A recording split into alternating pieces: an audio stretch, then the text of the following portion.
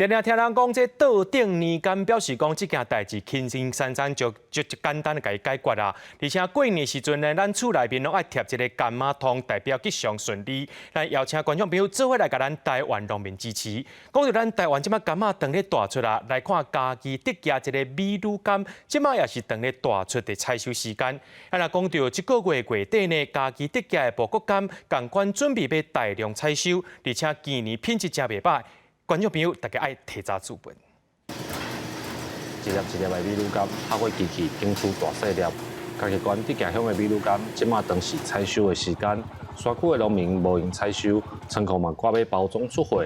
农民讲，过年进前，柑仔类的水果需求量有明显较侪。它颜色蛮讨喜的，所以它还蛮受就是过年的消费者的喜爱。采收的时候比较怕雨水。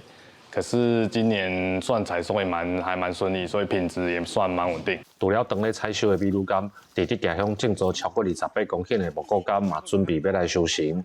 农民讲今年品质嘛算真好，但是因为种植面积有减少，所以价钱比旧年搁较悬。做到你这个年纪来，你的体能你个站袂调，就怎样休耕伊，怎样就废耕伊，所以产量会一档萎缩，减去。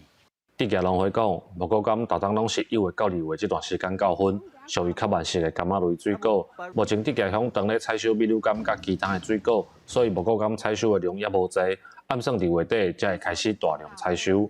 记者林慧婷家己报道。